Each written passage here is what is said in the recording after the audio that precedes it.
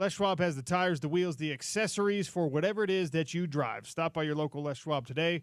Let the professionals there get the job done right the very first time. James Peterson, we had some great football on last night. Now, people are like, what are you talking about? Monday Night Football is in the books for the year. NFL regular season is over. College football playoff, that's not until Thursday and Friday. Wrong. Last night, the FCS championship. Did you watch any of this, James Peterson? I wasn't able to watch, but I was out and about running some nightly errands, getting some dinner. So I listened on the station. Ryan Leaf, I can't think of the play-by-play guy at this point, but right now. But Ryan Leaf on the call. It was a good radio call. Good game too. Montana State, North Dakota State. Undefeated 15-0 Montana State ends up falling 35-32.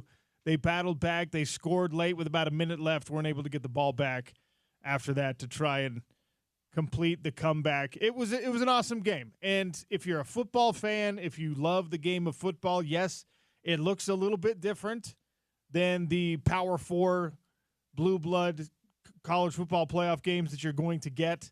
A little bit more scheme friendly, a little bit more running quarterback situation in FCS football typically when you're talking about these playoff teams, these elite teams at that level. But it was a great game. And it sparked the question for me today that we're not going to stay on FCS football with this question, but it's one that I think came to my mind as I was watching this, and I was like, okay, North Dakota State. How has North Dakota State, who won their 10th FCS title last night, how has North Dakota State become a dynasty at their level? Because they play a lot of FCS football in the South. They play a lot of FCS football in the Midwest.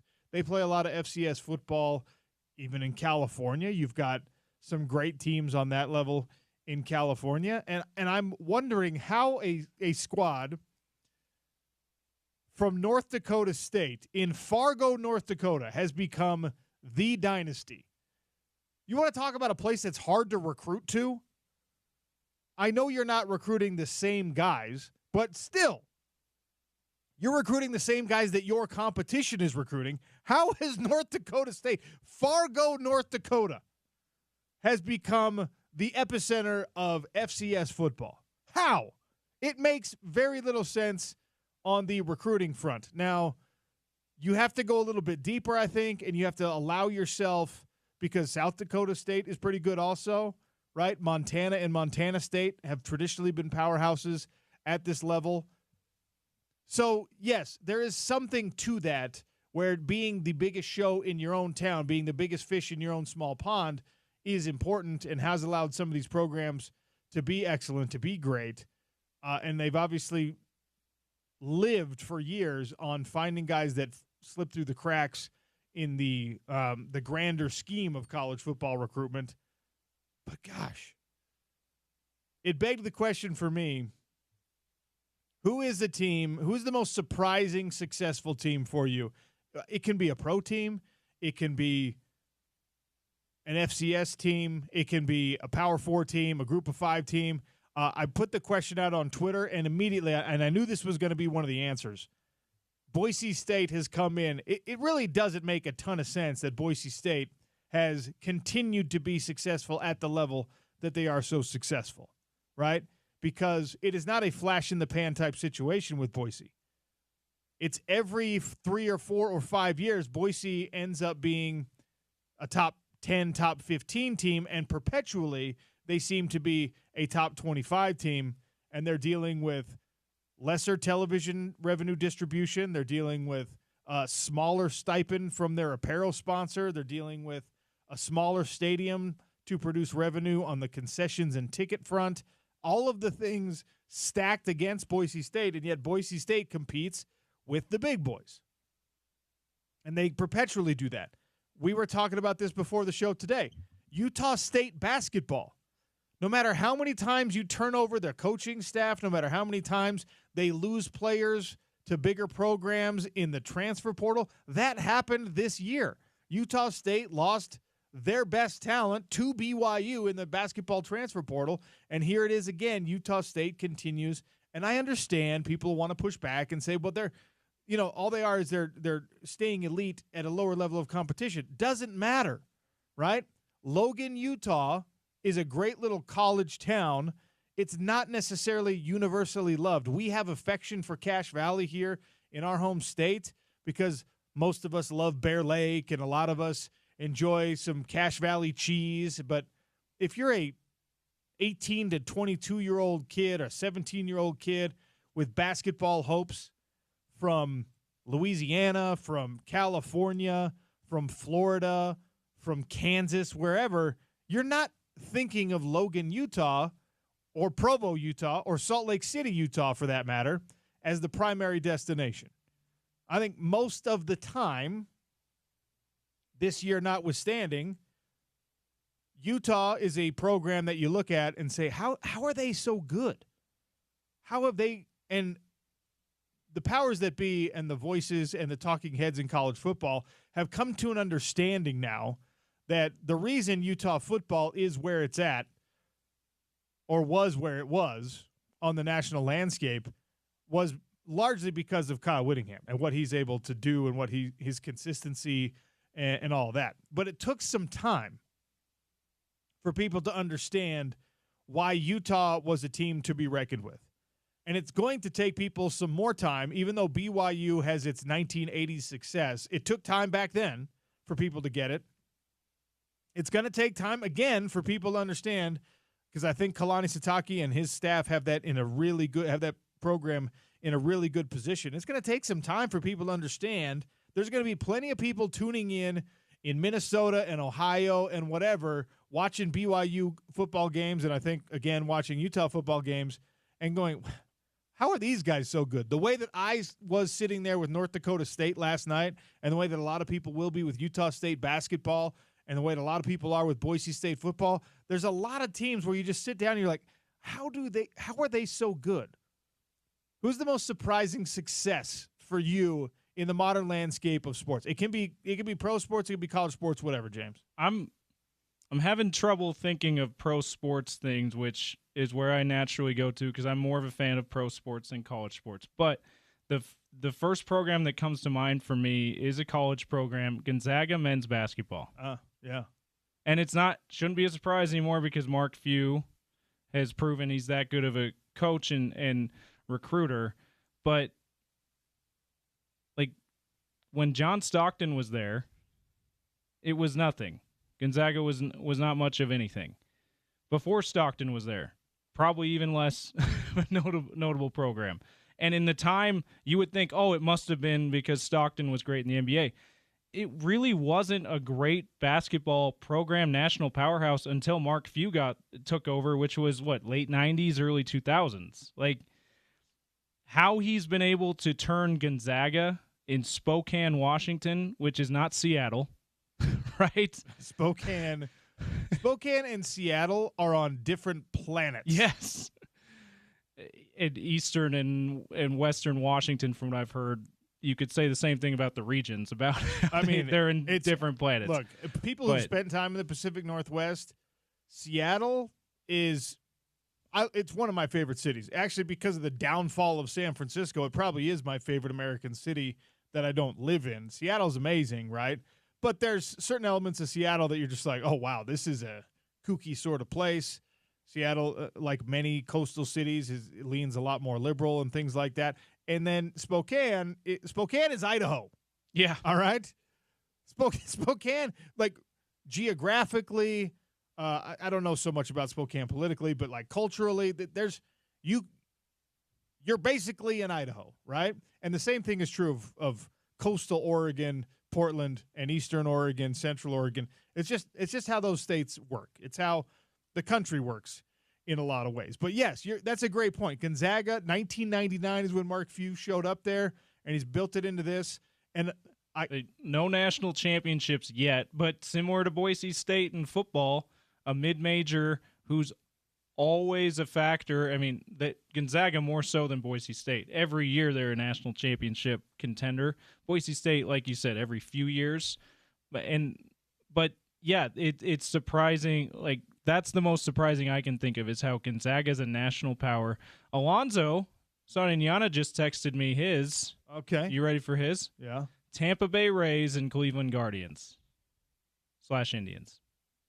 So Tampa Bay for me, and those are great input by Alonzo. Tampa Bay for me, absolutely. More than Cleveland for me when it comes to Major League Baseball. And it's really only been, like we talked about with Gonzaga, it hasn't been that long. Yeah. It even less time, even shorter amount of time than Gonzaga, with Tampa Bay being a factor. But yeah, how they're able to contend every few years for a World Series is beyond me. A more entertaining, because we prefer to be rude as human beings, a more entertaining look at this is to say, all right, well, what about the flip side of that coin? There's a lot of surprise successes. You brought up a great example. A lot of them are centered around culture, around coaching, like Gonzaga is, like I will still maintain the University of Utah football program is. Boise, it's really interesting because they've lost like 4 different head coaches that brought them to incredibly high levels of success. And the natural order of things in college football, they have not been like Utah, where, you know, Kyle Whittingham refuses other coaching jobs and doesn't go to the SEC and doesn't entertain offers elsewhere. Boise has been in this situation where they've lost coaches, going all the way back to like Dan Hawkins. They lose the guys that bring them to their highest heights, and then the next guy comes in and somehow, for the most part, with rare exception, has been able to seize on that momentum and been able to build upon the foundation that already exists with Boise. So it's a really exciting and admirable thing that they're doing up there. The surprise successes are fun to acknowledge. The other one for me is the flip side of the coin, like the how the bleep are you not successful type programs and franchises for that matter.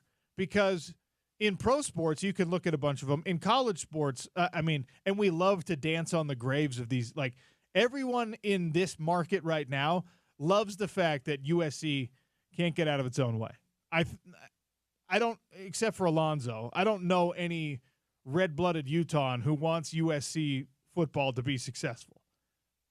And USC football has been very willing to oblige that hope for BYU fans, for Utah fans, for all the folks here that just have this like general stance against the big city, big money kind of success. USC, there is absolutely no excuse for USC not to be a national championship contender, not to have been a multiple-time Pac-12 championship team, a multiple-time college football playoff team. For Utah to scratch the surface to almost get there, for Oregon to scratch the surface to almost get there, like, Oregon has less of an excuse. For Utah, that's the little engine that could comparatively. BYU, same thing.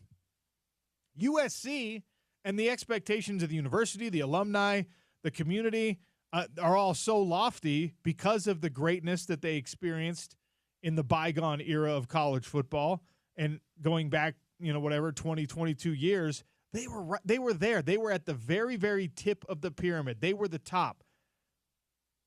And it's not like all of a sudden Southern California stopped producing elite football recruits.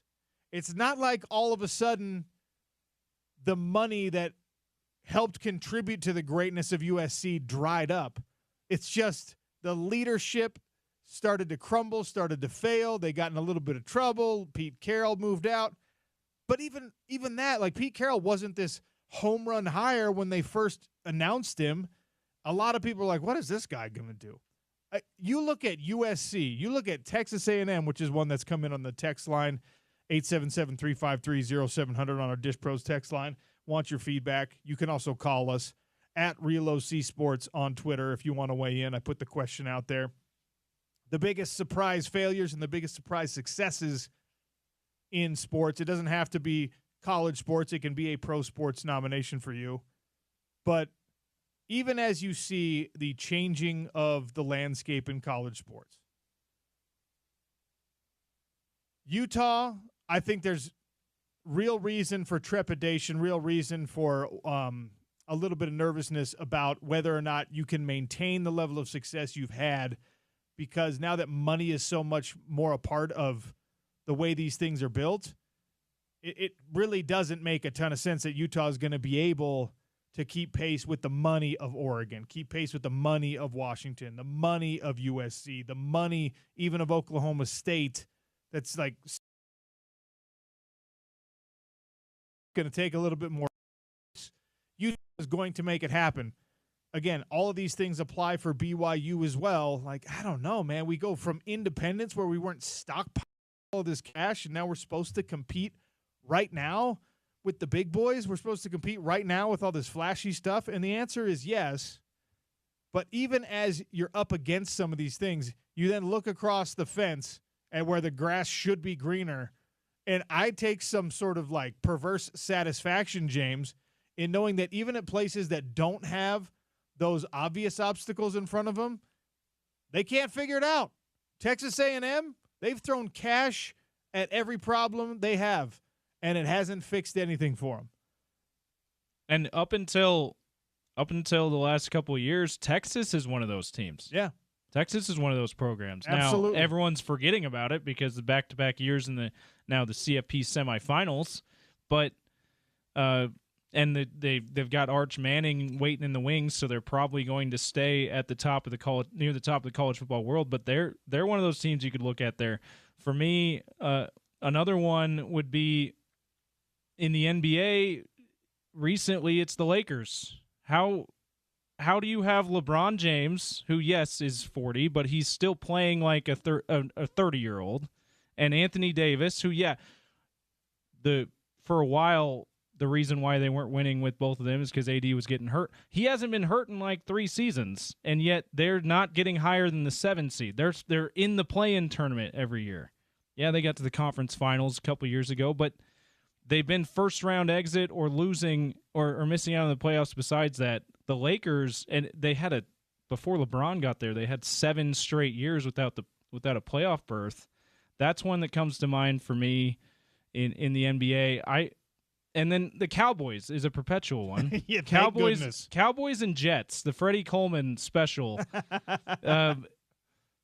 Jets because of that New York market, because Woody Johnson is, richer than you-know-who, and they had Aaron Rodgers this year healthy. Like, how they've never been able to figure that out is beyond me as well. Cowboys more so than the Jets, though. But those would probably be the two from the NFL that come to mind. I tweeted this out. The Jets right now are at such a level of mess and dysfunction that the owner had to respond to rumors and questions about whether or not his teenage son, he has a son named Brick, which is so great. Anchorman, shout out to Brick Tamlin. His son, there was rumors out there that his son, who's 17, I think just turned 18 years old, had too much of a voice in roster and personnel decisions on the team. So Woody Johnson had to address that with the media. He had to be like, no, my son has no role here. Can you Madden imagine? ratings don't play a part. You're the ambassador to England or whatever, and you're the guy with the $1 billion bank account owning the franchise, and people are just like, hey, is it true that